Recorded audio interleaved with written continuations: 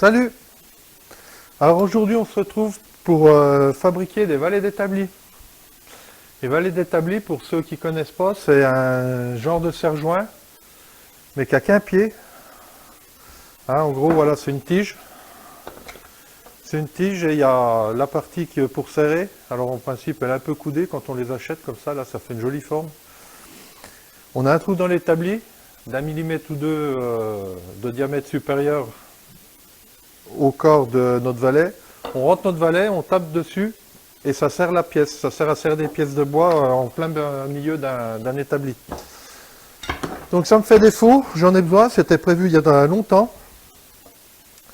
Donc pour ceci, je vais me servir de 4 morceaux de plat là que j'avais fait des coupes.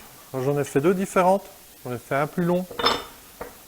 Enfin non, un court et un plus long. Voilà. J'avais fait ces coupes là pour essayer ma petite scie à ruban métal quand je l'ai reçue. Donc, on va voir pour faire ça. Je devrais percer à 20. Enfin, mon rond fait 20, donc on va percer à 21, 22. Normalement, on a un petit peu de jeu. Ça ne doit pas passer pile poil pour que ça serre. Donc je vais souder ça dans le hangar de l'autre côté là-bas. Là c'est l'atelier bois, il n'y a pas de ferraille. Il n'y a pas de poste à souder. Donc j'avais juste montré ça pour faire mes essais là, mais ça va retourner là-bas. Donc j'ai mesuré, mon établi fait 12. Donc 12, j'ai dit qu'il fallait que je peux passer au moins 10 au-dessus, donc ça me fait 22 et encore 10 de marge. 22, 32. Allez, je vais faire des valets de 40. 40, ça va descendre là. Ouais, il n'y a rien qui va gêner dessous. Ou 30 même. Non, 40, c'est bien. Je vais faire des valets de 40. Donc je vais couper des ronds à 40. Et on va souder tout ça de l'autre côté, là-bas. Et on voit ce que ça donne. Et après, on fera nos trous dans l'établi. Alors par exemple, pour voir si ça fonctionne, pour pas faire des trous à rien. C'est une chute quand j'ai réalisé mon établi, justement. Donc je ferai un trou là-dedans et on essaiera de voir si ça marche.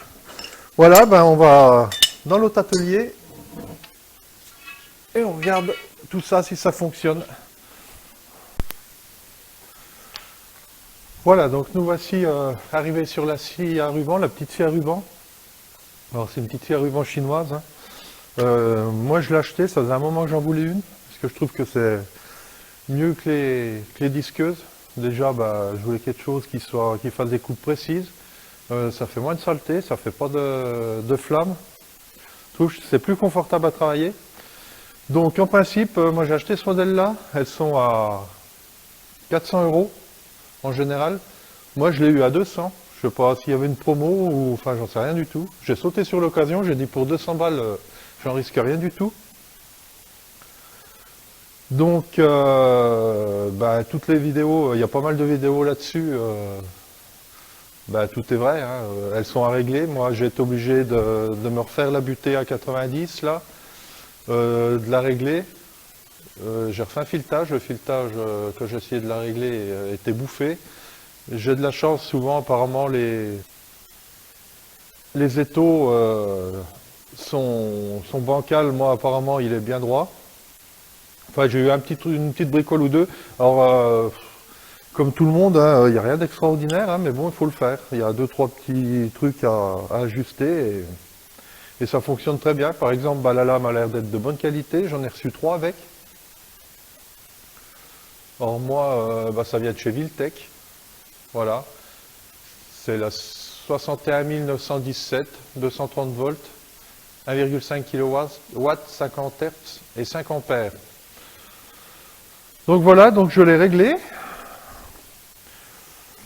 On va tendre elle y était, on va tendre la lame. Donc je vais déjà couper ma petite bavure là sur mon rond, j'ai une bavure, je vais la couper.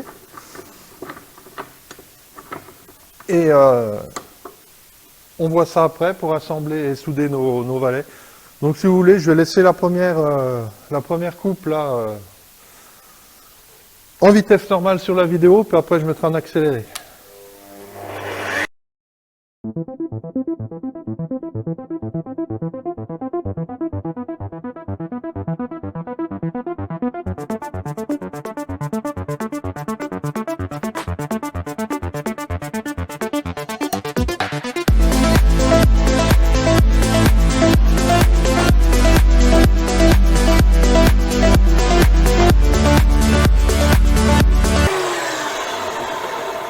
Voilà, c'était pour que vous vous rendiez compte, hein, ça se fait relativement vite.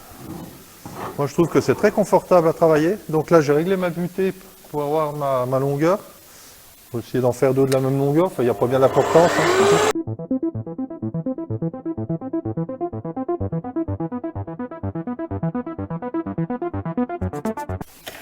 Voilà, donc mes deux coupes sont faites, ça fait même pas de bavure, hein. Il y a vraiment, mais alors, rien. Je vous fais voir. Vous voyez, il n'y a que le petit truc là. C'est vraiment minime, hein, contrairement à l'autre morceau pareil. Voilà, il y a juste le tout petit bout là. Ça s'enlève même à la lime. Hein. Donc par rapport à une disqueuse, je trouve que c'est vachement mieux moi. Bon ben, on va assembler. Donc je vais redétendre ma lame, pas y oublier. Hein, c'est une habitude, je fais ça sur toutes les scies à ruban. Les scies à ruban à bois, c'est conseillé aussi. Voilà. Donc ça devrait se présenter. Ah ben non, j'ai deux coupes parce que là j'avais pas fait gaffe, j'avais fait c'était pour mes essais, je vous dis, j'avais fait que des coupes à 45. Donc il faut que je fasse deux coupes droites encore. Donc je vais les faire. Si, je pense que vous allez voir aussi là. Donc j'oublie pas de retendre ma lame. Hop. Alors les coupes droites, bah, je vais les faire dans le sens de la hauteur. Pour que ça sollicite moins la lame. Alors, on règle. On vient se mettre à ras. Voilà.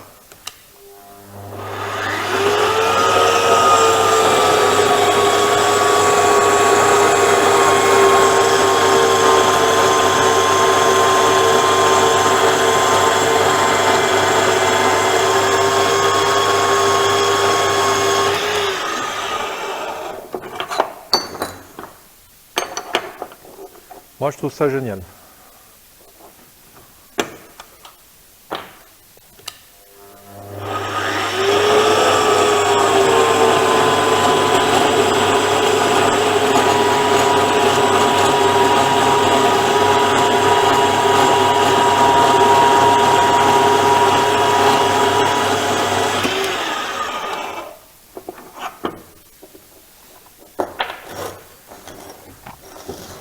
Donc voilà. Donc ça devrait se présenter comme ceci. Je vais faire un petit retour. Alors je sais pas, j'aurais peut-être dû changer mon angle de coupe pour le coup. Parce que là, je vais être obligé de recouper ça aussi. Alors je pense que pour que ça fonctionne bien les valets d'établi, il ne faut pas que la partie horizontale, et on a le pied là, je vous explique vite fait, on a le pied, on a la partie horizontale, je crois qu'il ne faut pas qu'elle soit perpendiculaire, je crois qu'il faut qu'elle soit légèrement, peut-être en bas, oui, parce que comme ça quand on appuie, ça met le valet en biais, et à ce moment-là, justement, la partie horizontale se retrouve perpendiculaire par rapport à l'établi. Alors, comme je ne voulais pas tout découper, tout dérégler ma scie, là, et je vous dis, je préfère couper le plat sur la hauteur que sur la largeur. Ça le fait pareil, hein, mais c'est une idée à moi, ça. Donc, j'ai calé dessous, là, dans mon étau, en fait, j'ai calé devant pour avoir un certain angle. Donc, je ne sais absolument pas ce que j'ai.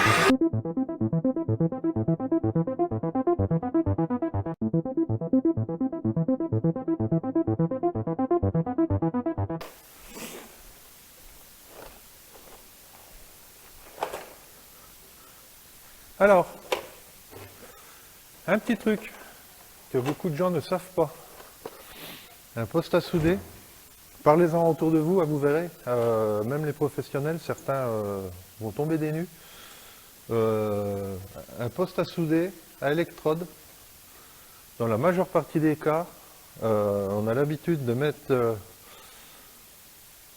la masse à la borne négative.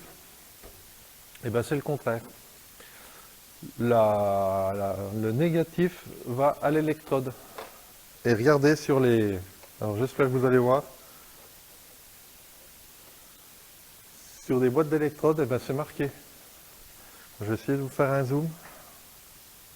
Je ne sais pas si vous le voyez comme ça, je vais essayer de zoomer pour vous le faire voir. Voilà. Voyez, là. Électrode. Position moins à l'électrode. Et oui les amis, et il y a beaucoup de gens qui ne le savent pas. Donc un professionnel, il va pas trop s'en rendre compte parce que il a vraiment l'habitude de souder, il va réussir à souder quand même. Mais pour nous les amateurs, moi je sais que depuis que j'ai découvert ça et que je respecte la bonne polarité, il n'y a pas de souci. Hein. En fait, c'est juste le sens de circulation du courant qui réagit pas pareil sur votre arc en fait. Et grosso modo, si on veut imager, vu que le moins est à l'électrode, ça va avoir tendance à tirer l'arc vers le bas, alors qu'autrement c'est le contraire. Ça le tire vers l'électrode. Et ça, pour le bain de fusion, c'est très important. Parce que vous allez avoir tendance à décoller votre bain de fusion, alors que là, vous le plaquez contre la pièce. Enfin, c'est très imagé ce que je dis. Hein. Mais voilà, c'est l'explication très simpliste du phénomène. Donc ça, si ça a pu vous rendre service, je vous garantis, essayez-le et vous verrez, c'est radical. Hein. Allez, on soude.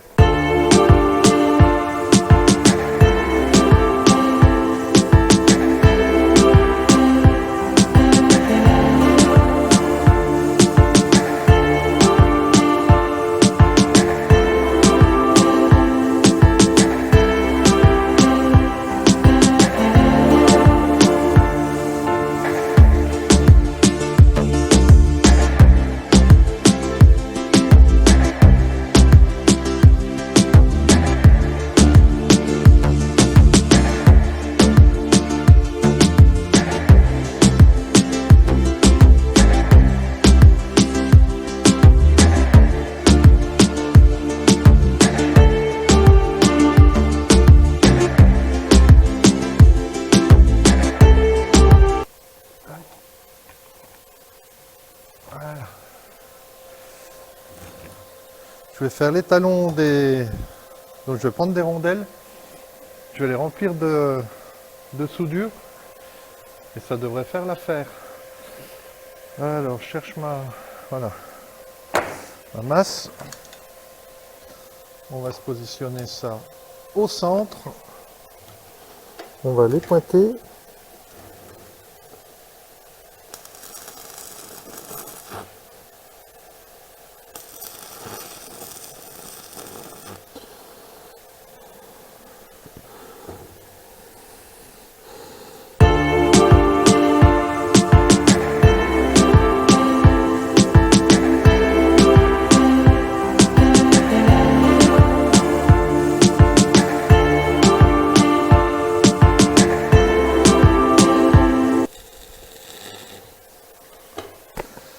Donc voilà, j'ai tout rempli, là j'ai fait comme si je voulais... comme quand on fait lorsqu'on est passé à travers. Hein. J'ai rempli de soudure, donc on va laisser refroidir, je vais faire l'autre en attendant. Un petit coup de disqueuse. Et on voit ce que ça donne, ça devrait être pas mal. On va la mettre du côté où elle est le moins sale.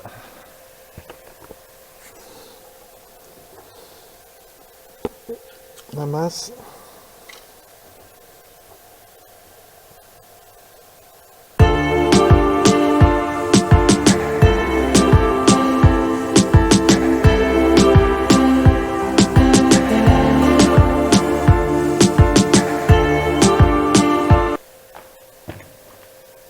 Donc là, c'est parfait. Donc on n'a plus qu'un petit coup de disque à lamelle à mettre. On va faire ça. Je vais essayer de refroidir celui-là par terre.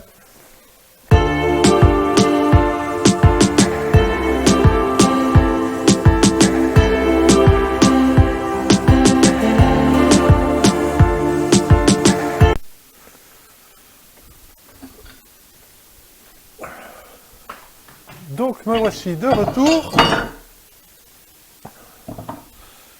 Donc voilà, j'ai mis un petit coup de meule, petit coup de disque à lamelle sur mes soudures.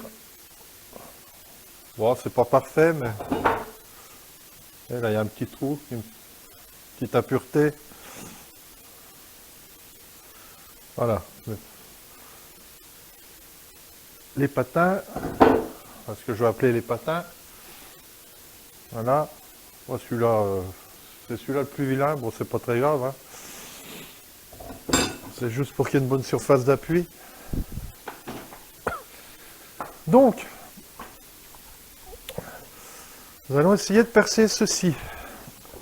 Alors, je vais le surélever pour être bien stable. Voilà. Donc, on va le percer dans un angle. Donc voilà, vous voyez ce que je vous disais tout à l'heure? Ça se voit bien là, hein? On n'est pas perpendiculaire, mais normalement il doit se mettre un peu en biais pour serrer. Donc à ce moment-là, on sera perpendiculaire. Enfin, on va voir ce que ça dit, hein. On va voir ce que ça donne. Je vais ranger mon pied à coulisse. Voilà. Donc les mèches Forstner, je crois que j'en ai pas besoin.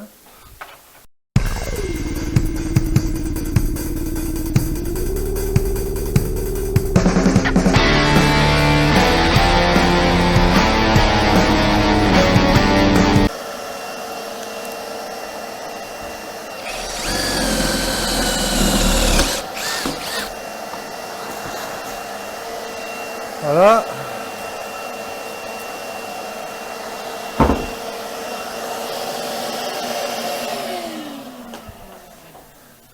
Alors, notre trou est fait. Donc, on va se prendre. Oh, là, c'est du tonnerre. Et pour défaire, voilà. C'est impeccable. Et bien ça va bien me faciliter la vie, hein. Donc, on enlève ça. Peut-être que je m'en ferai des bien longs qui viennent jusque de ce côté-là. Hein, que je pourrais serrer ici et venir là. Je ne veux pas en faire des deux côtés, parce que je voudrais garder une partie complètement plate là-bas. J'ai ma petite combine là pour quand je veux travailler en butée avec mes deux jolis petits bouts de chaîne, là, voilà. Hein, quand je viens... Les deux sont rangés dans le fourre-tout là, à plat comme ça, ils ne dépassent pas, et quand j'en ai besoin, ils font pile poil la dimension. Là, je m'en sers, vous avez vu l'autre jour quand je fais des dominos, des trucs comme ça, je suis en face là-bas, et ça va très bien comme ça. Donc ça me va. Donc allez, je range tout. Donc on se garde la perceuse. Donc, ce qu'on va faire, on va déjà nettoyer le poste de travail. Tac. Voilà. Et ce qu'on va faire, on va les présenter comme ça. Et on va regarder que suivant leur position, ils viennent se recouvrir. Et ça va me donner l'intervalle. Hein, comme ça, si j'ai une pièce de bois à fixer de deux côtés, eh ben, j'en ai un de chaque côté. Et même si elle est courte, je sais que je peux la prendre. Donc, on va regarder ce que ça nous donne à la base. Alors, à la base, c'est comme ça. Hein, là, il faut qu'il soit parallèle. Donc, ça me fait 36.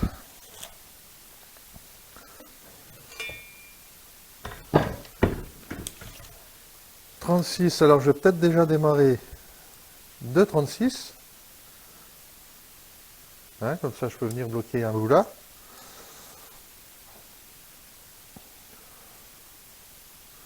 Donc 36, 72, ouais c'est pas mal, et 36, ça nous fait 108, et 36, ça nous fait 144, et 36, ça nous fait 180, 1, 2, 3, 4, 5, 5 fois 36, 6 fois 5, 30, 3 fois 5, 15, plus les 3 que j'ai retenus, ça nous fait bien 180, et 36, 216.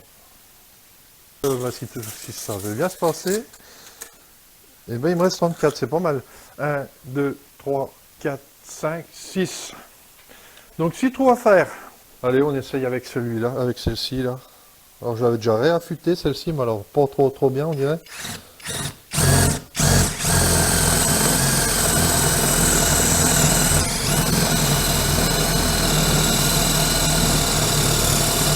Donc j'essaye d'être à peu près perpendiculaire, mais au final ça n'a pas une grande importance. Hein.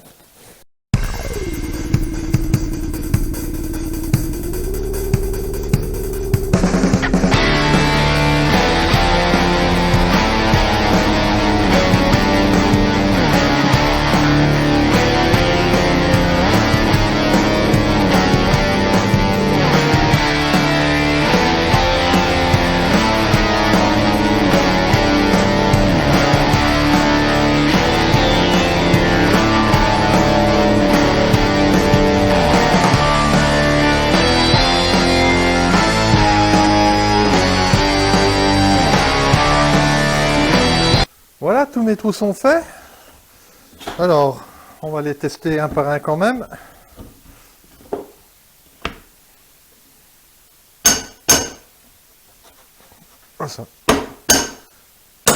Ça fonctionne. Bon, je vois pas pourquoi ça fonctionnerait dans un et pas dans les autres, mais bon. Ça peut être la mauvaise surprise quand on en a besoin, donc autant le regarder avant.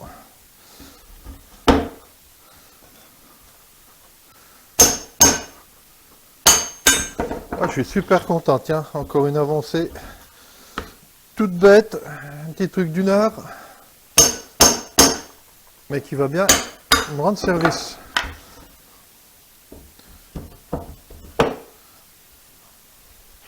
Celui-là, il est tellement lourd qu'il se verrouille rien qu'en tombant.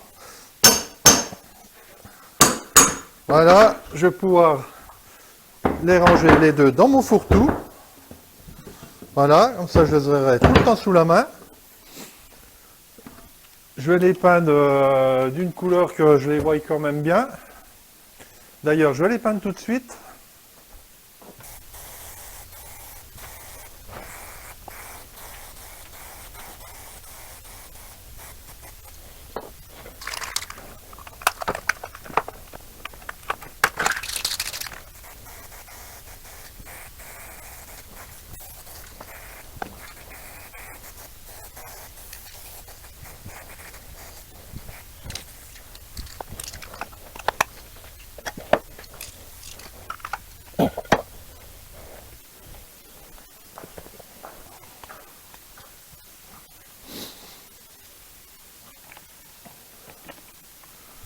Donc voilà, c'était une vidéo très courte. Voilà, je me mets devant la lampe, comme ça sera mieux pour vous. C'était une vidéo qui, je pense, au montage ne sera pas très longue. Mais ça me tenait à cœur de faire ça. Comme ça, ben, je vous en ai fait profiter. Je vous ai partagé encore mon expérience. Dans le sens expérience que je viens de vivre, pas mon savoir, parce que je suis loin de tout savoir. N'oubliez pas ce que je vous ai dit pour la position de la masse sur un poste à souder. Donc ça me tenait à cœur de vous faire partager l'info. Parce que c'est vrai que quand on dit masse, systématiquement on pense au pôle négatif. Ce qui n'est pas le cas sur un poste à souder. Vous l'avez vu, hein, j'ai rien inventé, c'est marqué sur les boîtes de baguettes. Donc maintenant, quand vous achèterez des électrodes, regardez bien la polarité. Alors je sais qu'il y en a certaines qui pour le coup, on branche la masse du poste au négatif, mais c'est des cas bien spécifiques. Donc je vous dis, il y a juste à regarder les boîtes, hein, c'est marqué pratiquement sur toutes les boîtes. Et si c'est des baguettes standards pour la ferraille, n'hésitez pas, branchez votre masse sur le plus et ça sera parfait. Je vais peut-être passer un petit coup de ponceuse là-dessus, moi, sur mes usinages là. Et puis je vais peut-être en profiter aussi, maintenant que c'est fini, là, les plateaux, de les passer à l'huile de lin. Et ça sera impeccable. Voilà. Donc j'ai poncé un petit peu pour que ça soit un peu plus propre parce qu'il y a déjà un moment que je m'en sers. Je l'ai passé à l'huile de lin. Voilà, je vous fais voir tous les trous qu'on vient de faire. Ils sont nickel. Voilà. Ça le fait bien en plus. Je trouve que c'est vraiment sympa. Impeccable.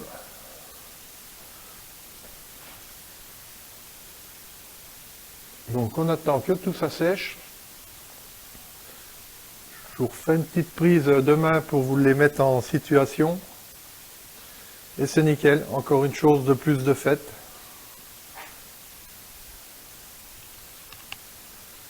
Et ça me manquait terriblement. Franchement, c'était pas grand chose à faire, hein. Ça m'a pris 1 heure. Peut-être 1 heure et demie le temps